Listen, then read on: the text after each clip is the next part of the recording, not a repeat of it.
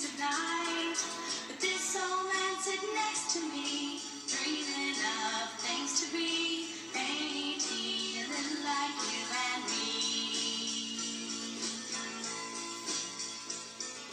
Working since the age of 6, it's told. Coming from a family of 10. Working through the years till he's so old. People say he's older than sin. But this old man found a way. Happier than some may say. Living life as it's meant to be. And you know it's only happiness that we all should try to find. For nothing can serve itself, let alone the watermelon rhyme. For you know it's only happiness that makes this life worthwhile. And could I beg you for the chance to walk with me a mile?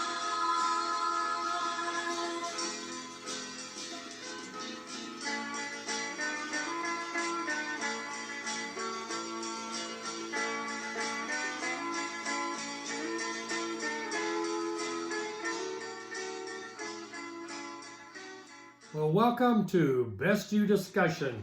We're glad you're here, and we hope that you're receiving everything you deserve. You know, there's 4 things I will ask you to do. Number 1, like our Facebook page. Number 2, subscribe to our YouTube channel. And 3, visit our website, bestyouguru.com. And 4, send us an email. We'd like to hear from you. Tell us what you think. Send us some topic ideas. That's where we get these ideas. I don't make them all up. I hear from you. Send us an email at bestyouguru@yahoo.com. You know, we depend upon your support, and we ask for your support. Send your donations using Venmo or PayPal. You can use Venmo at Robin-Shivery or Venmo at Robin-Shivery or PayPal by sending it to bestyouguru@yahoo.com. It's that simple. You know, the greatest threat in human history is the theft of human potential. You know, there's too many people living lives as someone they were told to be rather than someone they were born to be. One critical element in living the life that you were born to live is understanding the world that surrounds you. Money is something that surrounds you. Whether it's in your pocket or in someone else's, it surrounds you. Without adequate money, without adequate financial resources, achieving your dreams is much more difficult. Living the life you deserve becomes much more difficult without adequate resources. And money is one of those. In order to live your fullest potential, you must understand the world that surrounds you. Tonight, our topic is subsidizing the rich. Yes, subsidizing the rich.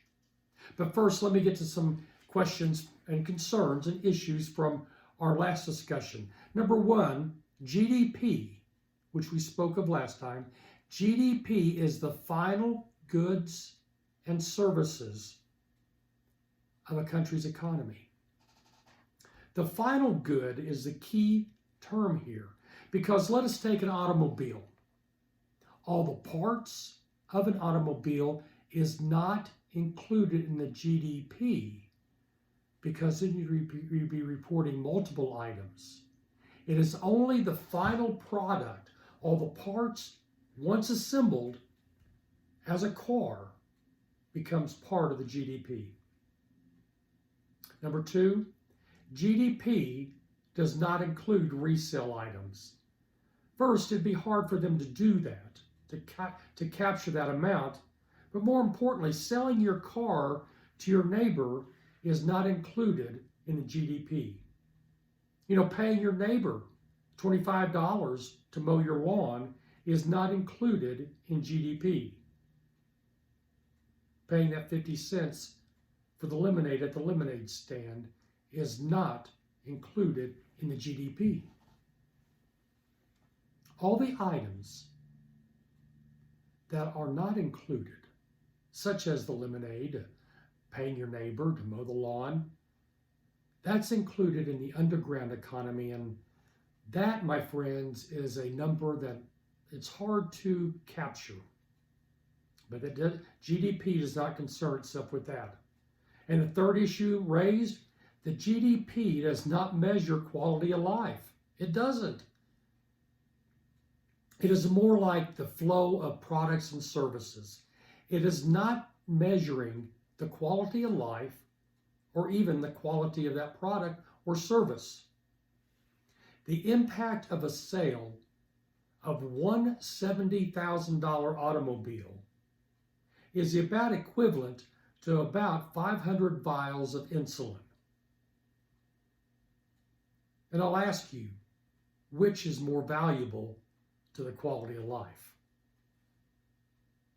The fourth question that came in was, there's two classifications or two types of GDP when economists and politicians are using that term. And one is the real GDP, and that's the cost of the product or service at the time it was made or provided. And then you have the nominal GDP, which is the cost of the product adjusted for inflation. And there are important differences. But I just want you to know there's two of them. And the fifth question that came in, imports.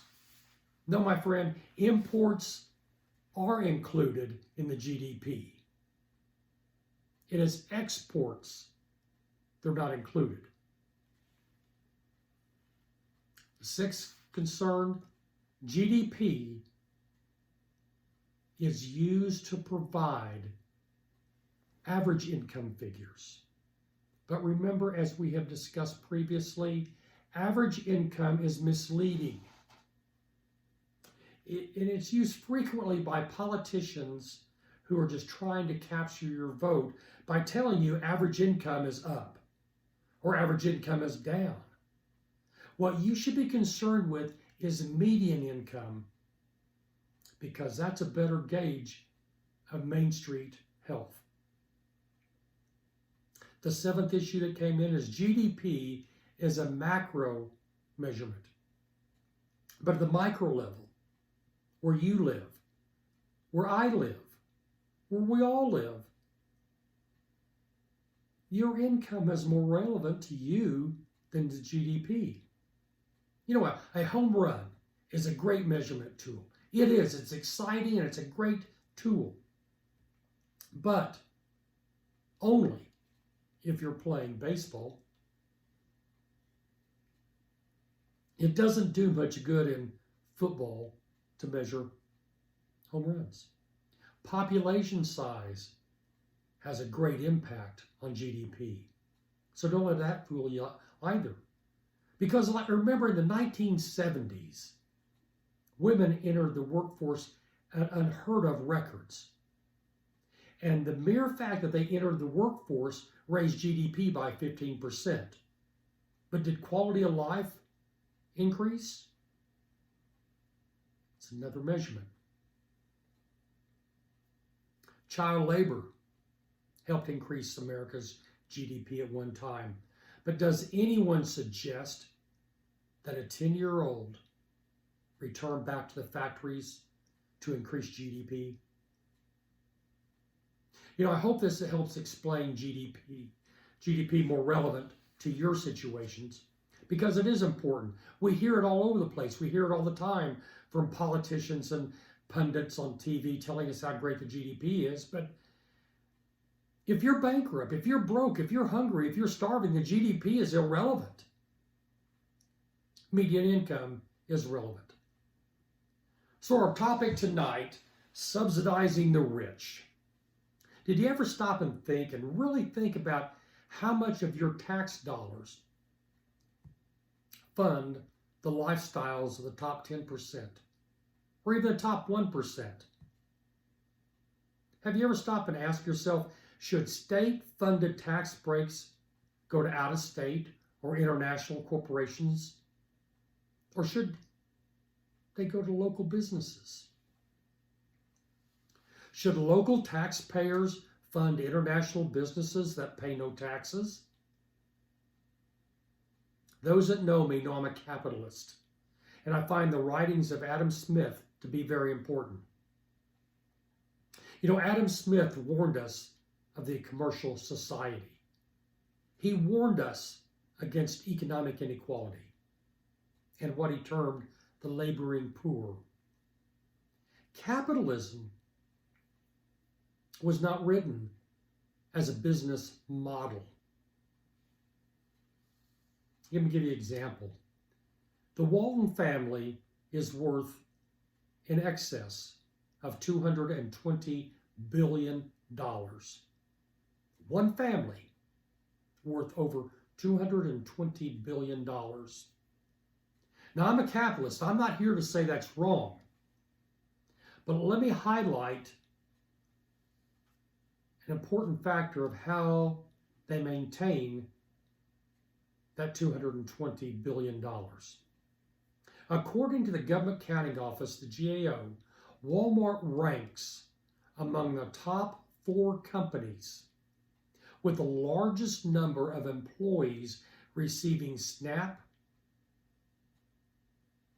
and Medicaid. Adam Smith never wrote that the middle class and the working poor should subsidize the rich. Taxpayers are subsidizing Walmart. Taxpayers are supporting Walmart employees so Walmart can increase their profits, increase their dividends to their stockholders, and give their executives outrageous bonuses. Walmart has turned their back on their employees. Walmart has turned their back on Adam Smith and capitalism. Walmart costs taxpayers $300 million a year in food stamps. $300 million a year in food stamps. Walmart recently reported a net income of $5.14 billion in one quarter. $5 billion in income in one quarter. Any company that receives or earns $5.14 billion in quarterly income should be prohibited from receiving tax dollars to feed their employees. A billion-dollar company should not have the American taxpayers subsidize their payroll.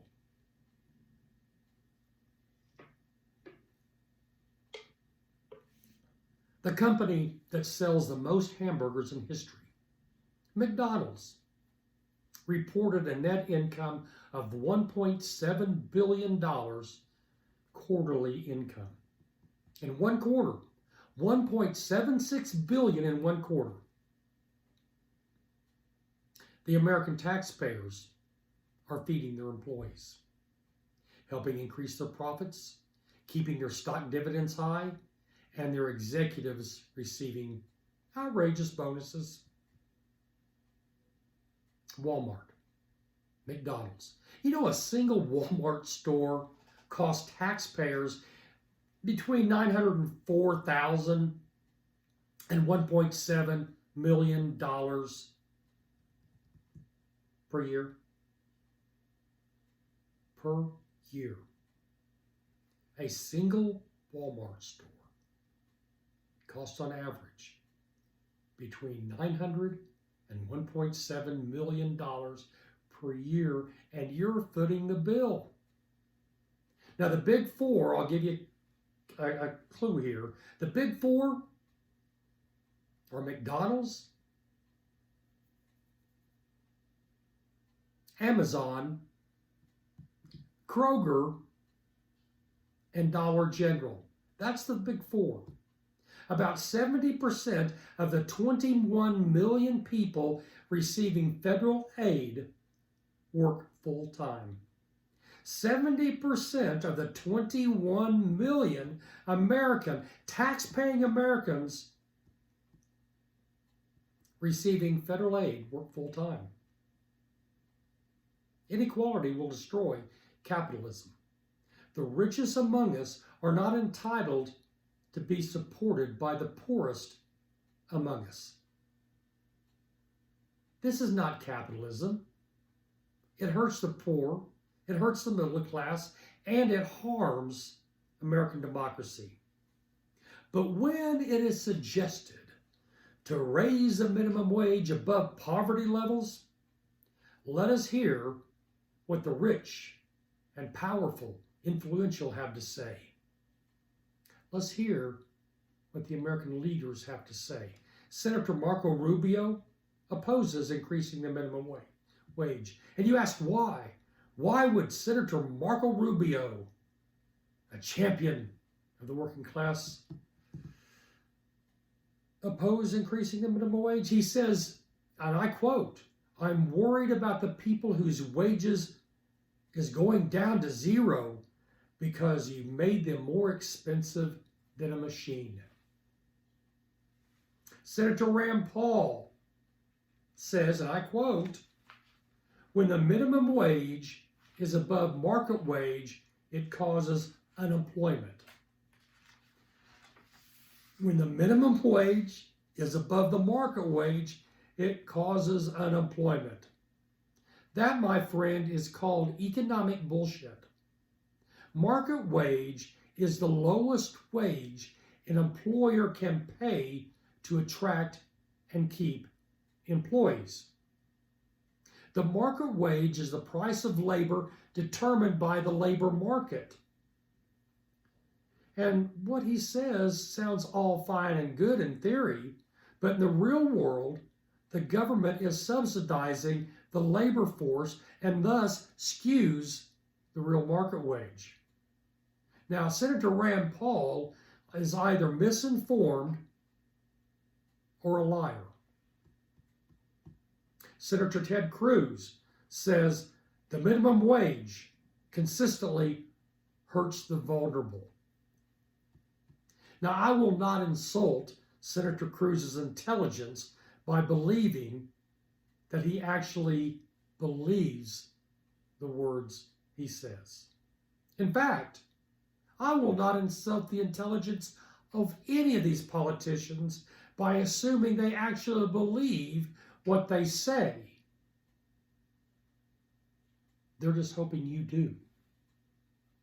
Subsidizing profitable businesses keeps our taxes higher than they need to be. Providing a living wage as a minimum wage would lower our taxes. These people make the laws that go against capitalism. It has created a dangerous economic inequality that threatens our democratic republic. A study by Cornell University, a study by the Cornell School of Hotel Administration, found that higher minimum wages have not affected either the number of restaurants or the number of people that they employ. Don't take my word for it, look it up. Cornell Hospitality Report 15, number 22, pages 3 through 13, December 2015. So this is not new information, it's been around. Raising the minimum wage as a wealth transfer from shareholders to CEO and executives to the frontline workers. That's what it will do. In 1994, David Carr and Alan Kruger evaluated an increase in New Jersey's minimum wage by comparing fast food restaurants on both sides of the New Jersey-Pennsylvania border.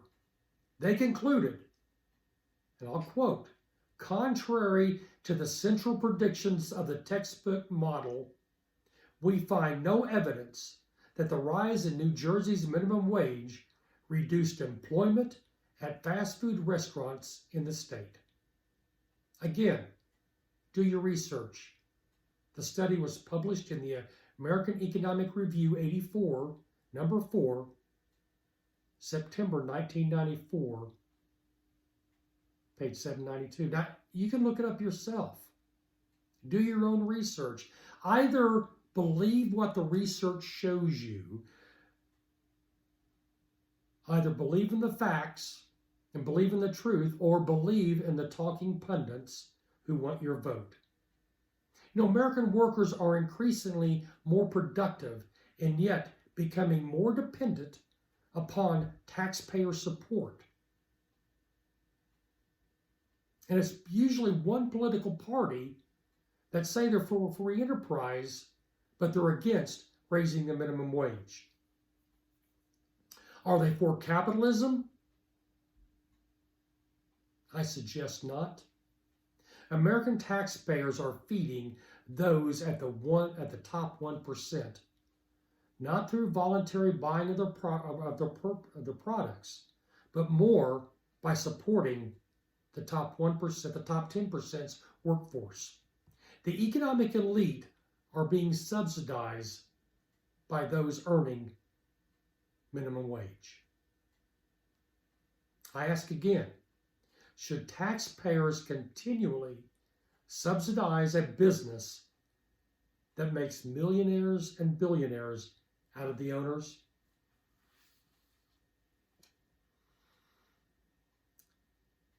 I'm going to quote somebody here.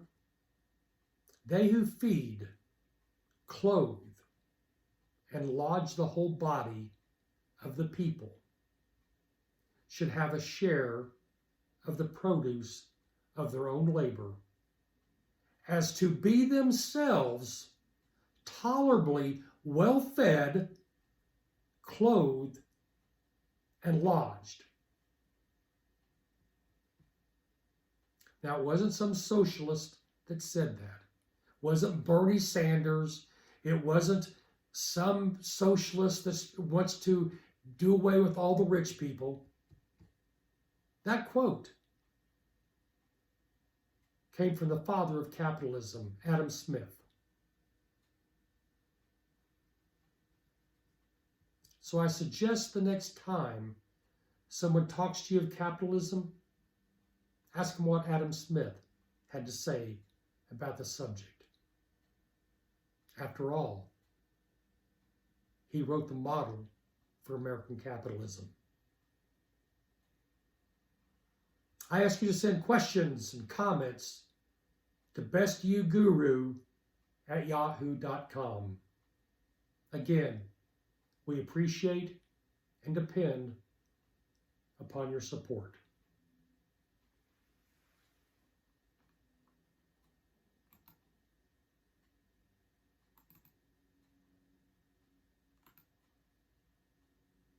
I hope you enjoyed tonight's topic, and we'll get you out of here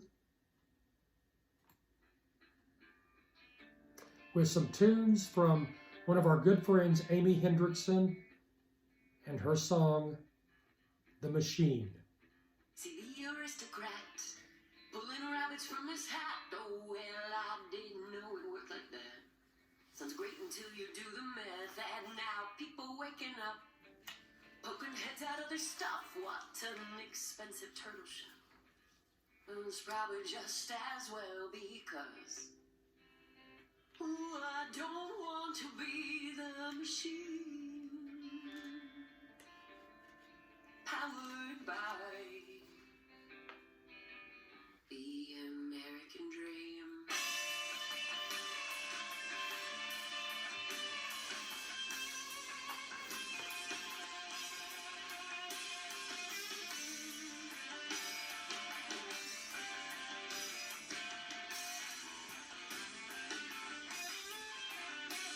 Now the people want the truth, but the truth it can't be found. Well, it's just an artifact, and it's buried in the ground. And I know I'm to blame. Let's call it by its true name. Well, I never held a gun, but I gave it to your son, and I watched as it lulled him to sleep with the hypnotic hum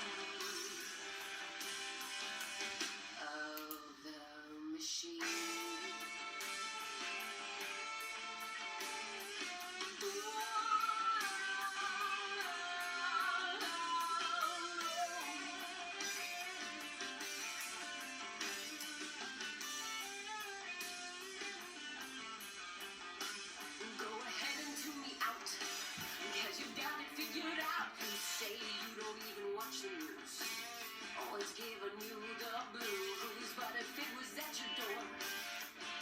lost a foreign war. Tell me, what would you say just then? Will you tell me to pretend that we're not the machine? Power and might, the American dream.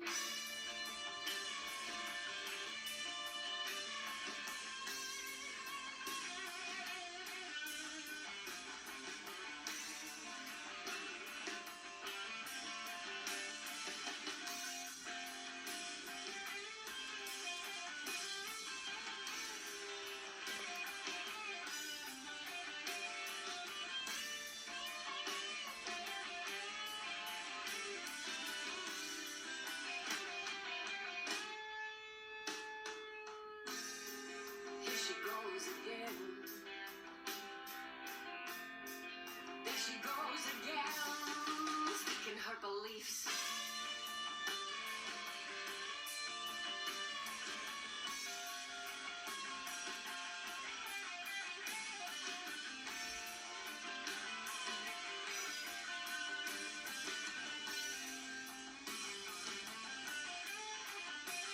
Well, it's not just problems here. I've got solutions too. Let's say we turn off the TVs. See if that cures obesity. Then we work with what we got.